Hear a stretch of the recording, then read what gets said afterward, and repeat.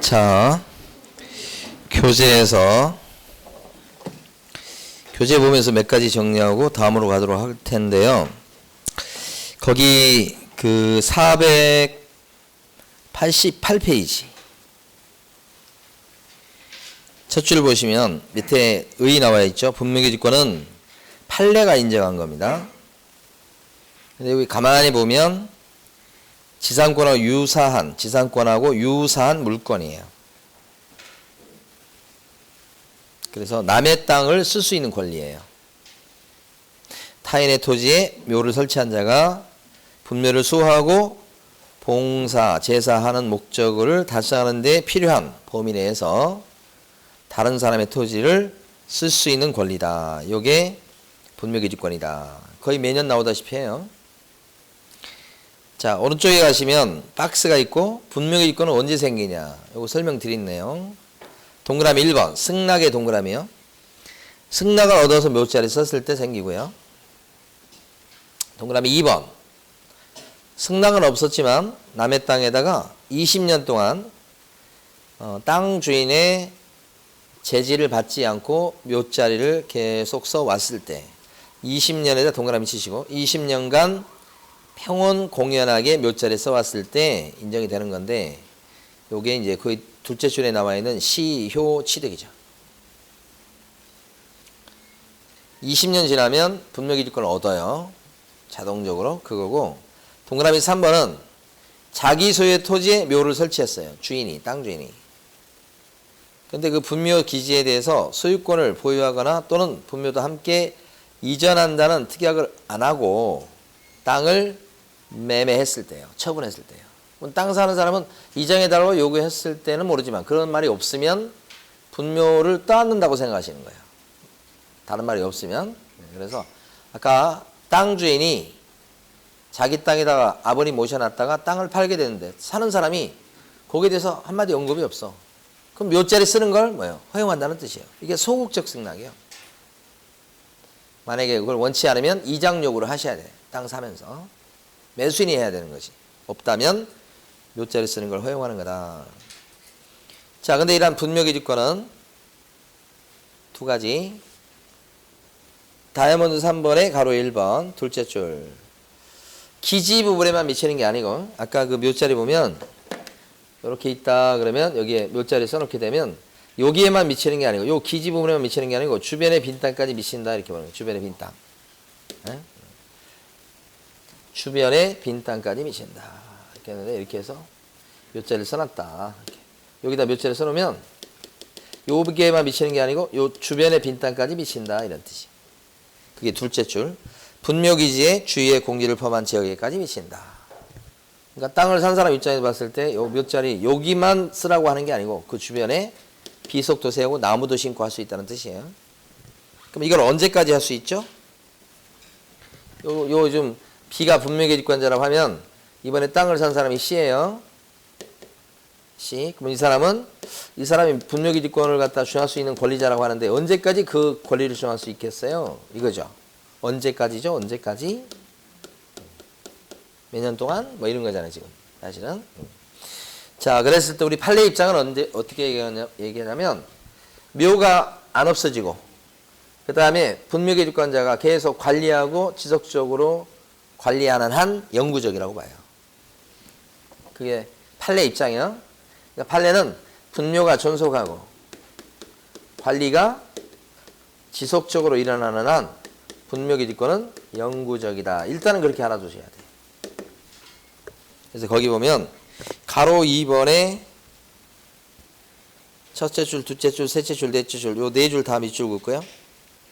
첫째 줄, 존속 기간에 대해서 지상권에 관련된 규정을 따를 것이 아니라 당사자 약정이 있을 때는 그 약정한 기간이 될 것이에요. 그러니까 묘자리 쓰겠다고 했을 때 만약에 이걸 승낙해줘서 이 사람이 그래서 이 사람한테 승낙하면서 20년간 써라 그러면 20년이 될 거고 30년이다 그러면 30년이 될 거예요. 그러니까 약정한 기간이 있을 때는 약정한 기간 동안 이 분묘가 존속될 수 있어요. 원칙은 약정. 약정이 없으면 어떻게 됩니까? 약정이 없을 때는 이렇게 된다는 거죠. 그래서 셋째 줄, 넷째 줄 보시면 권리자가 분묘기지권자, 분묘의 수호와 봉사를 계속하는 한 분묘가 존속하고 있는 동안은 분묘기지권은 존속한다. 이렇게 해석하는 게 원칙이다. 약정이 없을 때는 이렇게 된다. 존속하고 있고 관리를 계속하면 영구적이다. 이렇게 봅니다. 다만 이게 이제 법에 따라서 약간 좀 제한을 받는 경우가 나옵니다. 그건 나중에 공부할 거고 일단 여기까지 원칙적으로 영구적이다라고 알아두셔야 돼요. 이때 지료는 줘야 됩니까? 지료 밑에 땅세? 네, 주는 것이 원칙이다. 자, 그래서 다음 페이지 보시면 판례 나와 있죠. 올해 시험에도 나왔고요. 판례 별표 쳐두시고.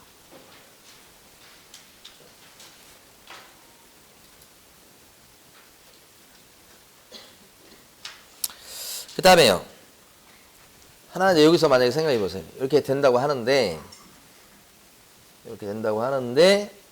만약에 이렇게 땅을 사는데 묘 있는 걸 잘 몰랐던 거예요.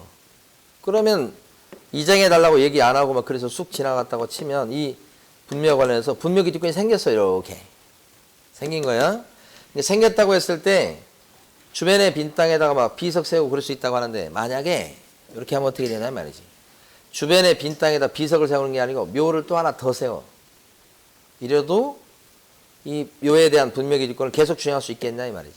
어떨 것 같아? 묘자리를 옆에 아버님 묘인데 어머님 돌아가셔서 이번에 묘를 또 옆에 또 쓴 거야. 그러면 분묘기지권에 미치는 범위가 주변의 빈 땅까지 미치긴 하는데 하나 묘자리 또 쓰면 더 넓어지잖아요. 다음에는 이번에 이모님 돌아가실 거 아니야. 계속 늘어나잖아요. 그러니까 분묘기지권이 주변의 빈 땅까지 미친다고 하지만 주변의 빈 땅에다가 또다시 새롭게 묘자리를 쓸 수 있는 그런 권리는 없어요. 이걸 신설권능이라고 그래요. 또다시 묘를 못 써. 쓰고 싶으면 땅 주인의 허락을 받아야 돼. 없다면 함부로 묘를 쓸 수 없다. 신설권능이 없다는 거예요. 그래서 가로 4번에 보시면 첫째 줄하고 둘째 줄까지 읽어보면 분묘기지권에는 효력이 미치는 범위 내에서 기존의 분묘 외에 새로운 묘를 신설할 권능은 포함되지 않는다고 했어요. 그래서 이렇게 쌍분 형태로 묘자리 쓰는 것도 인정이 안 된다 이런 거지. 그러면 쌍분 형태는 인정이 안 되는데 합장해서 단분 형태로 되는 것은 인정이 될까요? 이게 문제가 되는 거예요. 단분 형태는 가능한가? 어머님 돌아가시니까 합장한 거예요. 이렇게. 괜찮겠어요? 분묘기지권자는 괜찮다 할 것이고 땅 주인은 싫다 할 것이고 그럴 건데 이럴 경우에 여기까지 이렇게 합장했을 때도 인정을 해줘 버리면 합장했을 때 나중에 묘의 크기가 달라지면서 분묘기지권에 미치는 범위가 옛날보다 확장될 가능성이 있는 거예요. 그래서 이때는 단분 형태로 합장하는 것도 허용될 수가 없다. 일체 또다시 묘를 쓸 수 없어요. 합장해도 안 된다는 거예요. 가로 4번에 거기 보면 넷째 줄에 쌍분 형태의 분묘를 설치하는 것도 허용되지 않는다라고 했습니다.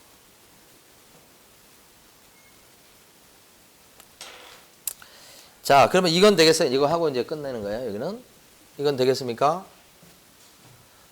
자, 이거 땅을 자꾸 이제 비스듬하게 그래서 그런데 사실 이거지 뭐. 이렇게 됐는데 여기 묘가 있어. 이걸 갖다가 C가 땅을 샀어. A가 팔고. 근데 원래 A가 승낙해서 여기 B-가 묻혀 있고 P가 분묘기지권자야. 그런데 자, 어떤 거냐면 나중에 인정할 수밖에 없었어. 이 사람이 지금 이거 봤는데 아니면 못 봤든지 해서 어쩔 수 없이 이제 인정해서 수용 인정. 근데 다음에 가니까 이 묘가 요쪽에 가 있는 게 요쪽에 요렇게 이래도 되겠냐 이 말이지 이 사람한테. 요쪽으로 이장을 가버리면 이렇게 이장이 이렇게 가버리게 되면 분묘기지권에 미치는 범위가 달라지잖아요. 계속 해마다 한 번씩 이장을 해. 돈이 얼마나 많은지. 계속 노른자의 땅 이쪽으로 이장을 이렇게 되면 안 되잖아요. 받아들이기 힘들잖아요. 그래서 아무리 분묘기권이 인정된다고 하더라도 마음대로 이장할 수 있는 그런 권리는 없어요. 그래서 이장 권능은 X다 이렇게 하는 거예요. 거기 보면 가로 5번에 첫째 줄하고 둘째 줄 아니 그게 아닌데 이것도 뭐야 이게 뭔 소리예요 지금? 가로 줄 긋지 말고요. 가로 5번 앞쪽에다 쓰셔야 되겠어요. 아이고 왜 이렇게 써놨지? 이장할 수 있는 권능은 원칙적으로 없는 거예요. 원칙이 빠져 있으면 안 되죠. 가로 5번 앞에다가 이렇게 쓰시고 원칙 쓰시고 나 원칙 써놓은 줄 알았네. 아 마지막에 있네.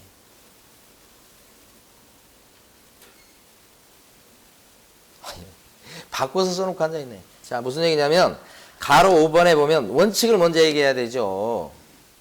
가로 5번 쭉 읽다 보면 끝부분에 가면 이장할 권능은 포함하지 않는다고 나와 있죠. 그게 원칙이에요.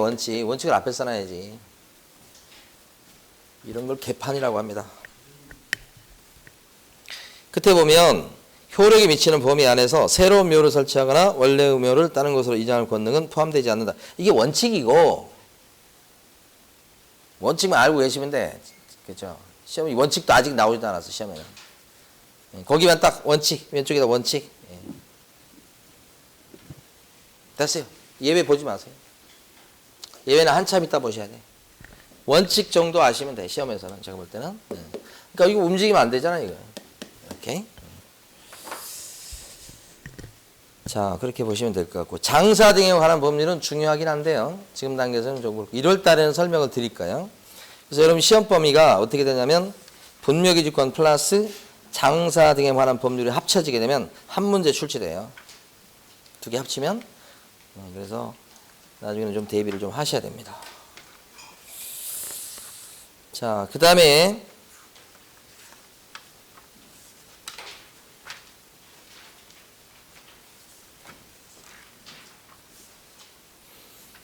자, 501페이지 보십니다.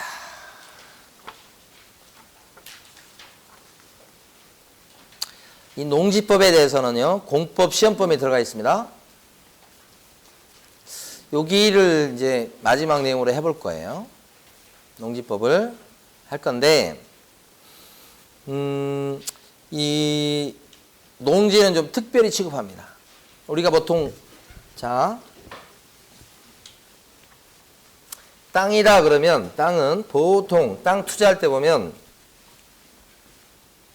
땅의 그 지목 가지고 보통 보면 임야가 있고요. 보통 투자할 때 제일 싼 땅이요. 그 다음에 농지가 있어요. 그 다음에 나머지가 있어요. 나머지 막 많이 있겠죠. 그중에 특히 이제 대지, 대 이런 게 지목이잖아요. 농지라는 지목은 없지만 전이나 밭대기, 그 다음에 논, 물 들어온 논, 그 다음에 과수원 이런 것을 이런 지목일 때 이걸 농지라고 봐요. 이렇게. 보통. 그래서 값을 쳐보면 임야가 제일 싸고 그 다음에 농지 얘는 얘보다는 비싸. 대지는 더 비싸겠죠. 얘는 당연히 이런 거 이제 땅 이렇게. 그러니까 임야와 관해서 많이 문제되는 게 이제 분묘기지권 묘였죠. 방금 전에. 농지는 이번에 바뀐 내용이 꽤 있어요. 그래서 올해 이제 중반 또 올해 말까지 해서 시행되는 게 있어서 농지법과 관련된 내용은 출제 가능성이 높아 보이고 그래서 이제 우리 중개 실무에도 한 문제라고 대비를 하시고 저기 공법에도 한 문제, 공법에는 두 문제지. 거기 출제된다고 생각하시고 두 군데에서 공부를 하셔야 됩니다. 먼저 이제 농지. 농지는 어떤 걸 농지라고 하느냐? 이거예요, 이거. 그렇죠. 이건데 지목이 이게 아니더라도 지목이잖아요, 이거. 아니더라도 실제 농작물을 키우고 있죠. 그건 원칙적으로 농지로 보는 거예요. 자, 그렇게 원칙을 딱 잡고 가세요. 원칙은 지목이 뭐든 간에 농작물을 키우고 있어. 그럼 뭐로 봐요? 농지 이렇게 보는 거지. 여기에서 예외가 좀 있어요. 그런 것들은 지금 생각지 마시고 농지는 좀 특별한 취급하는구나. 어떻게 특별한 취급을 하죠, 얘네들을? 농지는 아무나 가질 수가 없어요. 그게 임야가 차이기도 해요. 임야는 그냥 우리가 임야를 취득한다고 해서 뭐라고 하지 않아요. 근데 농지는 이게 우리 그 쌀 같은 걸 생산하는, 우리 먹거리를 생산하는 거잖아요. 그래서 이것은 농사 짓는 사람 있죠? 그 경자라고 하는데, 경자 유전의 원칙이라고 그래요. 농사 지으려는 사람만, 놈자자예요. 경작할 사람만 가진다는 뜻이에요. 가진다. 뭘 가지냐면 전자를 얘기했는데 이게 밭전자예요. 밭전자. 밭을 가질 수 있는 원칙이다 이랬는데 이 천은 밭을 대표적으로 내세워서 그렇지 농지예요. 농지. 그러니까 농사 지을 사람이 농지를 가질 수 있는 원칙이다. 이게 헌법의 원칙이에요. 그러니까 농사 안 짓는 사람도 농지를 가질 수 있도록 하면 어떤 일이 벌어지냐. 돈 있는 사람이 농지를 갖다가 돈 많으니까 농지를 그 일대 농지를 다 자기가 소유해. 그러면 돈 없는 사람들은 이 세상 자체는 빈익빈 부익부 이 현상은 바뀌지 않아요. 이건 왜냐면 능력차가 있으니까 그래요. 그러면 이걸 갖다가 방치시키면 안 된단 말입니다. 자꾸 여기를 북 뜯어 줘야 된다고요. 그래서 오늘 올라와서 제가 봤던 신문 중에서 정말 어이없는 그 글귀가 뭐냐면 그 신문에 보니까 그게 나왔더라고. 고신용자가 대출 받기가 어려워서 대출 받기 위해서 뭐 산만리 하면서 막 고신용자가 대출 받기 어렵다고 막 신문 기사를 어떤 지금 신문에서 크게 써놨더라고요. 이렇게 찢어버리고 싶어요. 고신용자 같은 경우는 돈이 많은 사람이에요. 뭐 그 사람은 대출을 못 받아서 죽습니까? 아니요. 어디 괜찮은 분양받을 거 있으면 현금 들고 와서 분양받는 사람들이에요. 그 사람들은. 근데 그 사람은 왜 걱정을 하고 앉아 있어요? 지금 이 순간에 대출도 못 받고 돈도 없어가지고 대출 필요한데도 그런 사람을 걱정해야지. 그거 맞지 않습니까? 제가 무슨 신문인지 얘기 안 했어요. 안 했지만 생각해 보십시오. 돈 없는 사람이 대출 받기가 더 힘들고 돈 있는 사람은 대출 받기 쉽고 이게 이거 아닙니까? 그러면 이걸 좀 수정하고 고칠 생각을 해야 되죠. 그래서 대출 많이 받을 수 있는 사람 고신용자에 대해서 대출을 규제한다고 하니까 왜 규제하냐고 난리치면서 신문 기사를 쓴 거예요. 그건 누구를 위한 신문입니까? 여기를 위한 신문이죠. 그러면 안 되죠. 여야를 떠나서 객관적으로. 응? 그건 저는 하나도 그건 꺼리끼지 않습니다. 농지도 마찬가지입니다. 농지. 만약에 이것도 아이고 있네 여기. 농지인데 내버려 두면 있잖아요.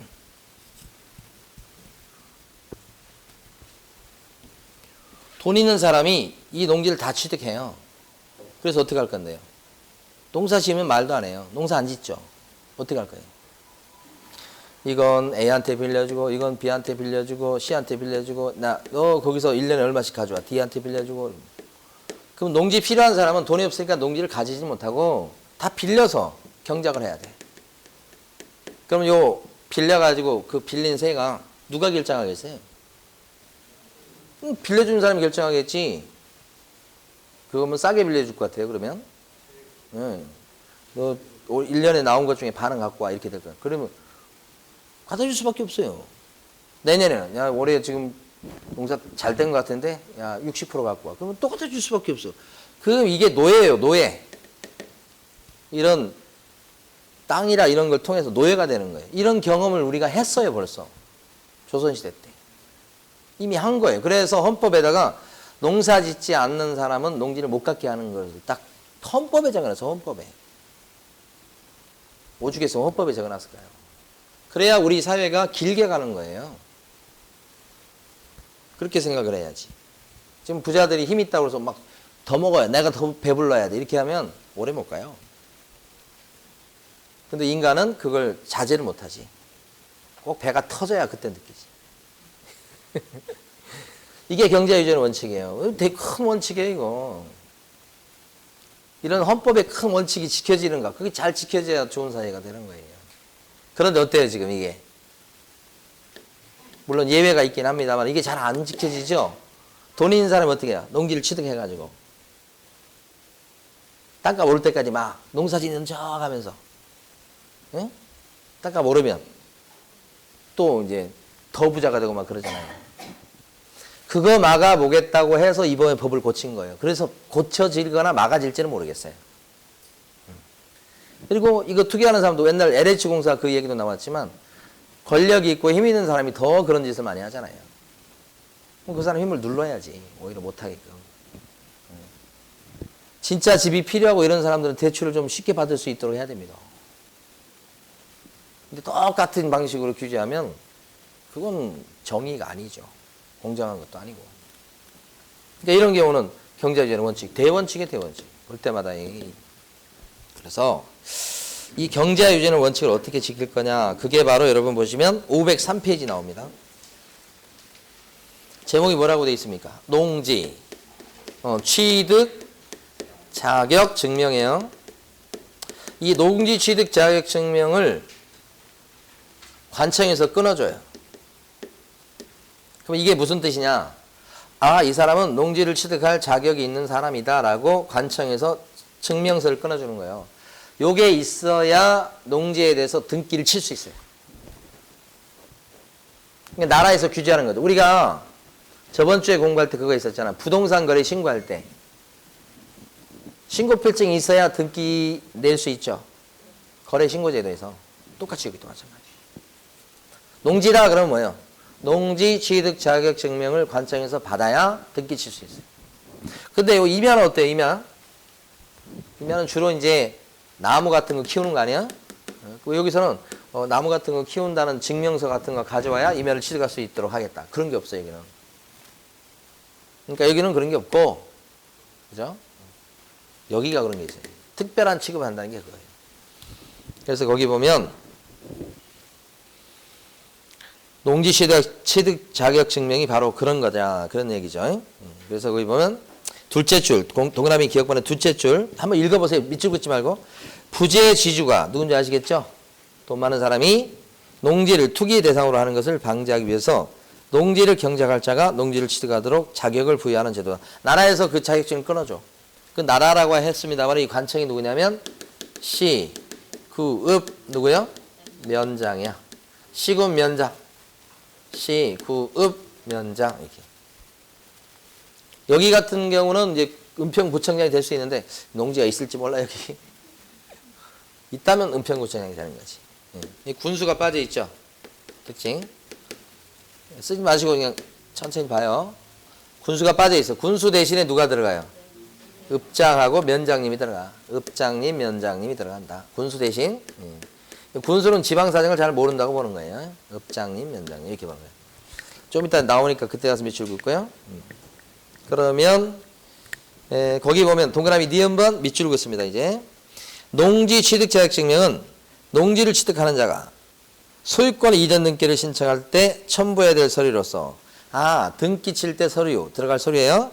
농지를 취득하는 자에게 취득 자격이 있다는 것을 증명하는 것이다. 그러니까 언제 써먹죠?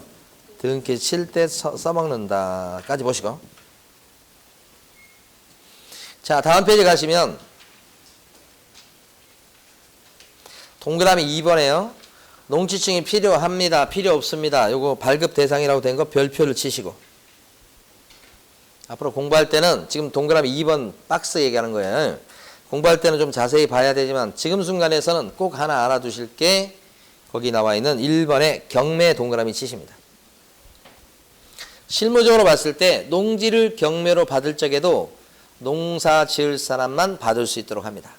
그래서 농취증이라는 증명서를 끊어와야 됩니다. 그래야 등기를 해줍니다. 그러니까 농지를 경매로 받을 때도 뭐가 필요하다? 농지 취득 자격 증명이 필요하다. 농지 취득 자격 증명을 줄여서 우리가 농취증이라고 줄여서 실무적으로 부릅니다. 농취증 이렇게. 농지 취득 자격 증명 요게 꼭 필요하다 이 뜻이. 자, 그거 하나 지금 보시고 그 다음에 동그라미 3번으로 내려가 보십니다. 기억번. 자, 네 줄 밑줄 긋습니다. 농지 취득 자격 증명을 발급받으려는 자는 둘째 줄로 바로 내려가세요. 농업 경영 계획서 또는 주말 체험 영농 계획서를 작성해서 이거 달라진 부분입니다. 이제 주말 농장용으로 취미 영농할 사람도 주말 체험 영농 계획서를 내야 됩니다. 이제 달라진 거 출제 영순입니다. 그래서 주말 체험 영농 계획서를 작성해서 그 다음에 농림축산식품부령이 정하는 서류를 첨부해서 이건 놔두시고 농지 소재지를 관할하는 중요하죠. 시군 면장에게 발급 신청해야 되겠다. 군수 빠진다고 표시해 두시고 군수 X. 그러니까 여기는 농취증 발급 신청할 때는 뭘 갖고 가야 되는 거예요? 농사 짓는 계획서. 주말 체험 영농하겠다는 계획서를 갖고 가야 된다. 그거 보고 끊어준다 이 뜻이에요. 자, 그러면 동그라미 니은번. 농업교육계획서를 안 갖고 가도 되는 경우가 있다. 예외는 무조건 있는 거 거의. 안 갖고 가도 되는 대표적인 경우가 뭐냐. 지금 동그라미 니은번 보고 있죠? 그 중에서 여러분들은 1번에서 시험지, 연구지 이렇게. 시험지, 연구지 밑줄. 그러니까 이 농작물에 대해서 지금 연구 목적으로 농작물을 키우는 경우가 있어요. 그럴 경우에는 진짜 농사 짓는 건 아니죠. 이럴 적에는 농업교육계획서는 필요 없어요. 자, 그런 게 있다는 것을 여러분들이 인식하시는 게 중요해요. 아, 농사 짓는 계획서가 원래 필요한데 없는 경우도 필요 없는 경우도 있구나. 이렇게 받아들이시면 돼요. 자, 그 다음에 오른쪽 가십니다. 동그라미 미음번. 오른쪽에 가면 동그라미 미음번이 있습니다. 자, 이번에 생긴 거. 농지위원회 심의라고 돼 있죠. 별표. 자, 시군면장은 농지의 투지기가 성행하거나 성행할 우려가 있는 지역에 농지를 취득하려는 자. 이렇게만 알아두시면 돼. 다시. 시군면장은 투기 성행 또는 성행할 우려가 있는 지역에 농지를 취득하려는 사람이라고 한다면 그때는 자, 그 셋째 줄 농지 취득 자격 증명 발급 신청을 해 왔을 적에 농지위원회 무엇을 거쳐라? 심의. 투기 가능성이 있다고 판단되면 심의를 거치기까지 합니다. 그러니까 이게 가만히 보니까 농사 짓는 계획서를 내야 되는 게 원칙. 근데 그것도 필요 없는 경우가 있습니다. 연구할 적에. 농업경영계획서를 내야 돼. 그런데 농업경영계획서를 내는 것만 갖고는 안 되고 농지위원회 심의까지 거쳐야 되는 게 있죠. 나가서. 그런 투기 가능성이 있다고 판단되면 그래서 거기서 심사해보겠다 이 뜻이. 요거 없던 게 생긴 거예요. 별표. 자, 다음 페이지 가시면 동그라미 비읍번에 발급 기간이라고 나와 있습니다. 별표. 이번에 바뀐 겁니다.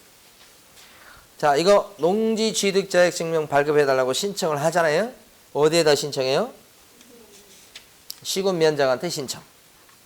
그럼 시군면장이 그걸 갖다가 발급을 해주게 되는데 그 발급 기한이 이번에 대대적으로 바뀌었어요. 세 가지인데요. 원래 발급 기한은 7일로 바뀌었습니다. 옛날에 4일이었어요. 7일. 근데 니은번처럼 농업교육계획서가 필요 없는 경우가 있죠. 어떤 경우죠? 연구 목적으로 농작물 키울 때. 이럴 때는 4일이요. 근데 그게 제일 짧죠, 그러니까. 농업교육계획서 필요 없을 때는 4일. 농업교육계획서를 낼 때는 7일.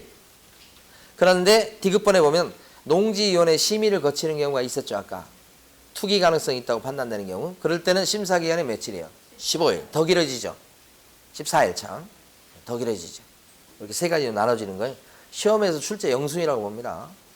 우리 공법에도 나오고 우리 중개실무에도 나올 수 있다고 봅니다. 제가 봤을 때는 이 농지 관련된 내용은 중개실무에서 한 문제로 나올 거라고 생각을 하고 우리는 대비할 거다. 근데 이제 가로 5번 또 별표예요. 이게 뭐냐면 그거예요. 실제 아까 경자 유죄는 원칙을 관찰하는데 예외가 쭉 있어요. 예외는 우리 공부 안 했어요 지금. 그런데 자, 탈법적으로 뭘 이용하냐면 이 예외를 이용합니다. 그러니까 무슨 얘기냐? 진짜 농사 짓는 건 아닌데 농지를 가질 수 있는 경우가 있어요. 그 대표적인 경우가 주말 농장이에요.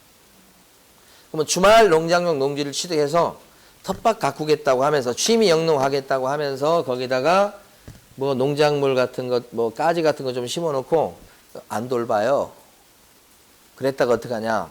나중에 가격이 많이 오르면 그때 팔아요. 그러니까 처음부터 취득할 때부터 투기 목적으로 취득할 때 현실적으로는요, 우리가 경매 수업을 하고 이렇게 강의할 때도 그렇지만 주말 농장용으로 취득하라고 그래요. 그러면 이때는 진짜 농사 안 지어도 돼요. 가지 심어놓고 그냥 또 뭐예요?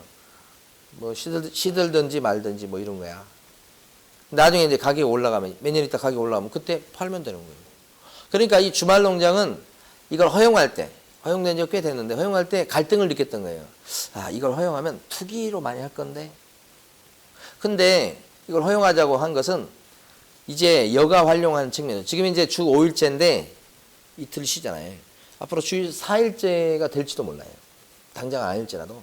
지금 저쪽 유럽에서는 주 4일제를 실험하고 있대요. 주 4일제를. 그러니까 4일 일하고 3일 노는 거야. 최고지 않아요? 4일 일하고 3일 놀아. 그러면 이제 더 필요성이 느껴지겠지. 자기가 이제 뭐 이렇게 직업도 있지만 자기 하는 일이 또 다른 일이 생길 수 있어. 여가 활동을 한다든지 자기 취미 활동을 하는 게. 그러니까 주말 농장 하겠다고 하는 걸 인정한 이유는 이 주 5일제가 되면서 이게 생긴 거예요. 인정할지 말지 갈등을 느꼈어. 왜냐면 인정해주면 이거 투기적 목적으로 쓸까봐. 아니나 다를까? 다 투기적 거래를 이걸로 해요. 그래서 주말 농장이다 그랬을 때는 아까 봅니다마는 농지증을 갖다 발급을 받긴 받는데 거의 그냥 안 따져보고 내렸던 거예요. 구조가. 그래서 이번에 강화한 게 뭐냐. 이번에 강화시켰어. 이거 막으려고. 주말 체험 영농 목적으로 농지를 취득해서 취미 영농하는 걸 없앨 수는 없어. 인정을 하되 아까 봤듯이 주말 체험 영농 계획서를 내도록 하는 거야. 그거 없었다가 생긴 거예요. 그러면 그건 제가 볼 때는 그 정도는 눈 가리고 아웅이에요. 왜 그렇죠? 계획서는요. 계획이잖아. 계획. 계획서는요. 잘 쓸 수 있어요. 올해 까지도 키우고 고추도 심고 막 하겠다고 해서 잘 계획서 내면 패스가 될 거 아니에요. 있으나 많아요. 제 볼 때는 그래. 앞으로 어떻게 실제 운영되느냐를 좀 봐야 되겠지만 있으나 많아요. 제 볼 때는 그래. 근데 그거 좀 규제해 보려고 만든 거예요. 그거 말고도 규제하려고 맞는 내용들이 몇 가지가 더 있지. 그죠? 그러다 보니까 이거 저기 뭡니까? 예, 주말 체험 영농 같은 경우가 아까 주말 체험 영농 계획서를 내야 되기 때문에 심사 기간이 며칠이에요? 7일이지. 4일이 아니고 7일 늘어났지. 예. 이거 말고도 많아요. 자, 그러면 밑에 가로 5번을 별표 치시고. 농업인이 아닌 개인이 주말 체험 농지를 이용한다 이거지. 그때는 동그라미 4번이 핵심이에요. 밑줄. 이런 주말 체험 영농을 하고 있을 때는 1000제곱미터 미만의 농지에 한해서만 소유할 수 있어요. 이거 투기 막으려고 옛날부터 정해놓은 거예요. 그나마 이 면적 제한이 있기 때문에 1000제곱미터는 한 300평쯤 돼요. 300평 넘는 땅을 주말 농장용 농지로 취득을 못해요. 그나마. 그게 요거예요. 근데 이 300평이라고 하는 것이 면적 계산은 나왔죠. 그게 맨날 출시돼요. 세대원 전부가 소유하는 총 면적이에요. 식구가 4명이야. 그럼 4명이 갖고 있는 농지 면적을 다 합친다는 뜻이에요. 총 면적이지. 그러니까 남편이 주말 농장용 농지를 갖다가 600제곱미터를 갖고 있고 아내가 700제곱미터를 또 가질 수 있느냐. 500제곱미터 취득할 때는 승인이 떨어지는데 추가해서 700을 더 취득하겠다 그러면 주말 농장용으로는 취득이 안 되는 거예요. 합치게 되니까 그래요. 그게 동그라미 4번. 자, 이번에 또 강화된 게 동그라미 5번이에요. 동그라미 5번에 뭐라고 돼 있냐면 농업진흥지역 내 농지는 주말체험 영농 목적으로 취득할 수가 없다. 이게 이번에 생긴 거예요. 농업진흥지역은 어디냐? 흔히 얘기하는 그 반듯반듯하게 경지 정리된 논밭 이렇게 생각하시면 돼요. 거기에다가 주말 농장 하겠다고 말이 안 된다 이렇게 보는 거예요. 그래서 농업진흥지역 내 농지는 주말체험 영농으로 쓸 수가 없어요. X. 동그라미 5번 중요하고요. 자, 그 다음에요. 동그라미 6번에 보면 농지의 면적 이렇게 돼 있고 밑줄 그어주세요. 공유 지분 비율 및 각자가 취득하는 농지의 위치 표시. 이것이 엄청나요. 자, 무슨 얘기냐면 지분으로 취득했을 때 내가 어느 부분을 쓰는지를 위치를 도면에 표시하라는 건데 요것 때문에 쉽지 않을 거예요. 특히 경매를 할 때 요것이 굉장히 장애 요인이 될 겁니다. 어쨌든 일단 밑줄 그어두시고 이번에 바뀐 내용 중에 그게 제일 조금 그래요. 자, 그 다음에 동그라미 7번 농지 취득과 관련해서는 통작거리 제한 이딴 거 없어요. 그러니까 서울에 있는 사람인데 거리 제한이 없으니까 제주도에 있는 한 300제곱미터를 주말 농장용 농지로 취득할 수가 있어요. 거리 제한이 없으니까. 자, 그런데 이런 사람 중에 대부분 투기 목적으로 하는 사람이 대부분 솔직히 얘기해서. 그러면 이걸 단속을 제대로 해야 될 거 아닙니까? 단속 제대로 안 돼요. 단속해서 보니까 주말 농장용 농지를 취득했다고 했는데 이 사람이 지금 뭐예요? 가만히 보니까 완전히 뭐 비어있고 아무것도 없어. 의심스럽잖아. 실태조사를 합니다. 실태조사. 응? 해봤더니 주말 체험 영농으로 그 농지로 써먹고 있지 않아. 그럼 어떻게 되느냐? 이걸 팔아야 될 의무가 생겨요. 자, 동그라미 8번 보세요. 자연재해 등 정당한 사유 없이 농지를 주말 체험 영농에 이용하지 아니하게 되었다고 시장군수구청장이 인정을 했을 때는 그 사유가 발생한 날부터 1년 안에 농지를 팔아야 돼요. 1년 안에 팔게 돼 있어요. 농지 거래가 막 금방금방 되는 게 아니니까 여유 시간을 1년이나 줬어요. 1년 안에 파시오. 안 팔면 이제 요거 관련해 가지고 막 이행강제금 나오고 그래요. 이행강제금도 이번에 올렸어요, 또. 그래서 요 부분이 또 의미가 있고. 자, 그게 동그라미 8번입니다. 이 가로 5번 별표를 했단 말입니다. 주말 체험 영농 목적으로 농지를 취득하는 경우 시험에 잘 나옵니다. 거기. 실무적으로 많이 이용되기 때문에. 자, 그 다음에요. 다음 페이지 갑니다. 508페이지 가십니다.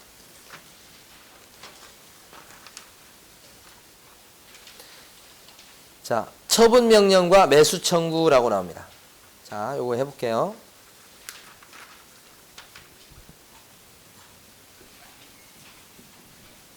여기다가 네, 다 했습니다. 좀만 더 하고 수업을 마칩니다. 자, 이 사람이 지금 농지를 취득했습니다. 이게 농지예요. A가 취득했어요. 그럼 이 A 취득한 농지는 농사를 지어야 됩니다. 근데 실태 조사를 해보니까 농사를 안 지어요. 그럼 어떡하죠? 농사 안 지면 1년 안에 팔아야 되죠. 언제까지 처분해야 됩니까? 1년 안에. 농사 안 지으니까요. 1년 안에 팔아야 될 건데 안 팝니다. 그럼 어떻게 합니까? 이번에는 처분 명령서가 나옵니다. 팔으라고 나와. 그래서 6개월 말미를 줍니다. 다시 한 번 더. 6개월 내 파시오. 이렇게. 그러니까 여기는 1년 시간 주고 또 6개월 또 줘요. 그래도 안 팔죠. 처분 명령 안 따르죠. 그럼 어떻게 해요? 이행강제금 이렇게 되죠. 이행강제금은 감정가의 보통 25%예요. 감정가가 1억이다 그러면 뭐예요? 2,500. 근데 이건 매년 부과해요. 그러니까 25% 부과되니까 이것도 바뀐 거예요. 20%에서 25% 오른 거예요. 매년 부과되니까 한 4번만 부과되면 땅값이 다 없어지겠죠. 매년 부과되니까 매년. 되게 센 거죠. 요런 구조예요. 그래서 우리가 아까 이게 농사 안 짓는 것도 아까 주말 농장용, 주말 체험 영농으로 또 이용하지 않아요. 그럼 어떻게 한다고요?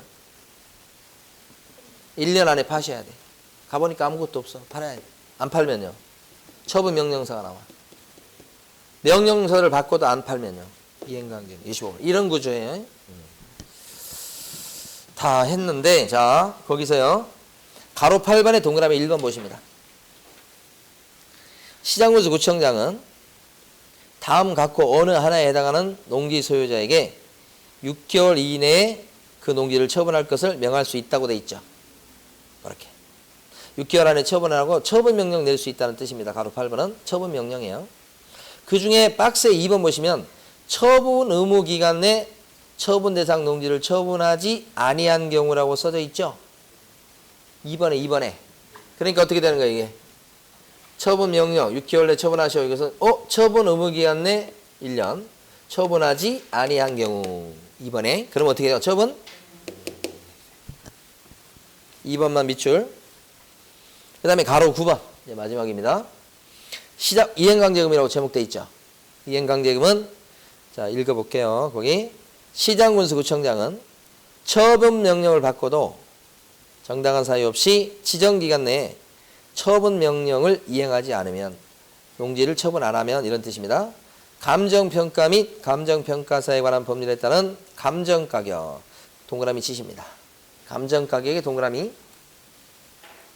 또는 부동산 가격 공시에 관한 법률 제10조에 따른 개별 공시지가. 개별 공시지가의 동그라미지. 동그라미 좀 두 군데 쳤는데요. 하나는 셋째 줄에 뭐예요? 감정가격. 하나는요. 개별 공시가입니다. 중에서 더 높은 가액의 100분의 25에 해당하는 이행강제금 부과죠. 높은 금액이죠. 어느 게 높겠어요? 당연히. 감정가 높지. 높은 금액 기준입니다. 여기가 핵심이요. 여기 100분의 25가 핵심이고 감정가, 공시가, 개별 공시가 여기 동그라미 친 데가 핵심이에요. 자, 나머지는 지금부터 밑줄 치지 말고 이제 마무리하겠습니다. 동그라미 2번에 보면 시장보수구청장이 이행강제금 부과합니다. 그때는 이행강제금 얼마 내라고 문서로 부과 징수합니다. 그러니까 부과한 게 이행강제금 2,500만 원입니다 라고 문서로 고지서를 날린다는 거예요. 그렇죠? 그 다음에 오른쪽 페이지. 동그라미 4번. 밑줄 긋지 마세요. 이건. 자, 시장보수구청장은 최초의 처분명령을 한 날부터 그 날을 기준해서 처분명령이 이행될 때까지 이행강제금을 매년 1회 부과 징수할 수 있다. 1년에 한 번씩이죠. 자, 동그라미 5번. 시장보수구청장은 처분명령을 받은 자가 처분명령을 이행하면 새로운 이행강제금은 부과하는 것을 즉시 중지하는데 이미 부과됐던 이행강제금은 징수해야 된다. 어디서 많이 봤던 거죠? 어디서 봤죠? 토지거래가 제도에서. 토지거래가 받고도 허가받는 대로 이용하지 않을 때 나가서 이행명령을 받고도 이행 안 할 적에 이행강제금 부과하는 거 있었죠? 똑같아요, 조문이. 그래서 밑줄 긋지 마시라는 거예요. 그 다음에 동그라미 6번. 이행강제금 부과 처분에 불복하는 사람은 처분의 고지를 받은 때부터 30일 내에 시장보수구청장한테 이의제기할 수 있다. 이행강제금에 대한 이의제기는 며칠 내에 한다고 그랬어요? 30일이라고 그랬죠. 시험에 나왔다고 그렇게 말씀드렸습니다. 그러니까 내용이 똑같죠. 아까 토지거래가제도고 똑같잖아. 근데 토지거래가제도는 이행강제금을 얼마 물렸어요? 이행명령을 받고 이행 안 했을 때 토지거래가제도에서는 이행강제금을 얼마 물렸죠? 취득가액의 100분의 10 이하. 10% 이하. 농지법에서는 농사 안 짓고 그래가지고 처분 의무기간도 지나고 처분 명령을 받고도 만약에 농지를 안 팔면 그때는 뭐예요? 25%잖아. 25%. 25% 이하가 아니에요. 딱 정해졌습니다. 주로 감정가에 뭐예요? 25%. 이게 더 세지. 그죠? 나머지 구조는 똑같고. 그래서 농지법에 대해서 우리가 이제 다 본 건 아니에요. 근데 이제 앞으로 볼 때마다 우리 이제 중개 실무 파트에서는 중요하게 볼 게 여기 아까 분묘기직관하고 장사 등에 관한 법률, 그 다음에 농지법 이 두 가지 중요하게 보고요. 그 다음에 우리 처음에 배웠던 주택임대차보호법, 상가건물 임대차보호법, 경매, 그 다음에 매수신청 대리. 여기에다가 확인설명서 하나 더 더하면 7문제예요. 7문제. 보통 7문제 정도 출제돼요. 그러니까 중개 실무도 법이에요. 거의. 7문제 정도 나가지. 근데 배울 내용들이 나오는 내용이 딱 결정이 돼 있으니까 그것만 집중적으로 하시면 되고 우리 오늘 둘째 시간에 배웠던 뭐 등기부, 대장 뭐 이런 거 있었잖아요. 시험에 잘 언급이 안 됩니다. 솔직히. 기본적으로 아시라고 말씀드린 거고. 그래서 다음번에 이제 우리 공부할 때는 더 이제 그런 거 다 빼버리고 직접 시험에 관련된 거 위주로 진도를 더 나갈 거예요. 네. 자, 오늘 수업 여기까지 할 거고 이제 우리가 입문 과정을 마쳤는데 1월 달부터는 이제 다시 1편으로 넘어가서 진도를 나갈 거예요.